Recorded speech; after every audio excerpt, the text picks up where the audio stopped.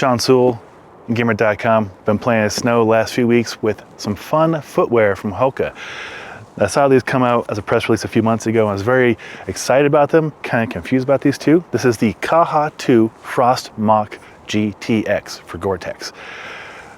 This is a pretty interesting slip-on winter shoe. And fortunately, when it came in, we got back-to-back winter storms. This is number 5 right now. Just stop snowing for a few minutes so I can shoot this video. But in this video, I'll go over how I used them, what they're all about, who they might be for, and what I think about them. So let's get into it.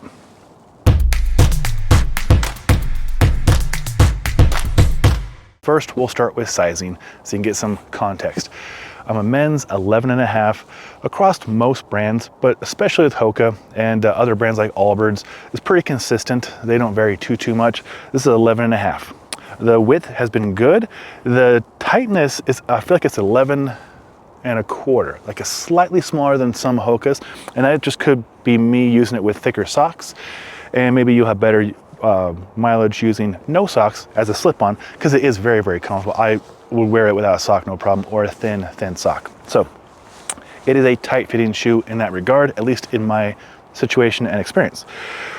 What this is about the world's burliest slipper, let's be honest. It's awesome, it's tough, it's got Vibram. Look at that tread. This is the same kind of tread that I would go for a hike up in the mountains with, and I have on the speed goats. This is the same tread right here.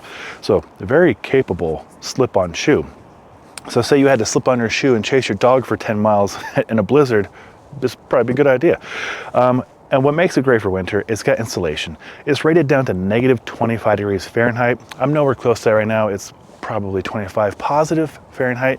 But I have done my cold plunge, which is really cold, and then hopped into these and walked the dog before going back inside. And it's been great for that. It has insulation. It has 300 grams of the Primaloft Black insulation. You can see the little Primaloft logo right there. So plenty toasty, again, right down to -25. So when I talked to Hoka, I was like, my intention is to make these my everyday winter slip-on shoes to go walk my dog and run errands.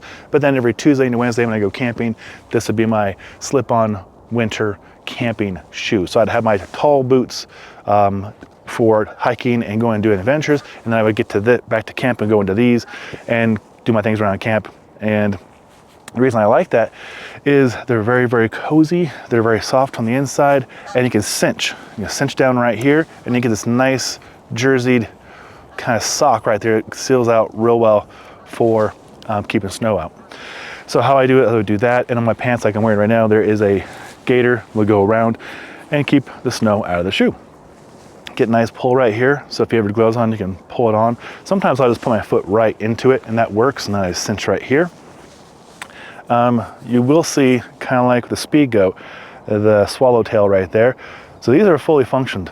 And I haven't even mentioned that they're waterproof yet, but you can probably saw right there, there's the Gore-Tex. Yeah, these have the Gore-Tex Invisifit all throughout. So you are guaranteed waterproof and guaranteed breathable for the life of the shoe. So when I said earlier, this might be the most high-end capable slipper, I think you might understand why. So you got the Vibram, best in the biz, traction, really chunky tracks. You got the Gore-Tex waterproof breathable membrane. You have the Primaloft Black 300 grams of insulation, rating this down to -25. You have nice soft features right here, so you can put it with a sock or without a sock, after skiing, after snowboarding, and then cinch down right here, and you can drive home or drive to your Airbnb, or me drive to camp, which I guess I'm not really driving, I'm kind of just snowboarding or splitboarding back to the truck where I have camp, and then putting these back on after using my hard boots. I'm a weird guy, but that's how I test them. About 200 bucks US. There is a non-mock version, there's a tall version as well. One of our teammates has that, and we'll report back on how that's going. But yeah, if you have any questions that I can hopefully answer, put those in the comments below and get right back to you. If you have experience with these, they're only a couple weeks old, so anybody out there who's used them as well, love to learn what you're doing, where you're doing it, what part of the world. Please share with our audience. We love learning and sharing.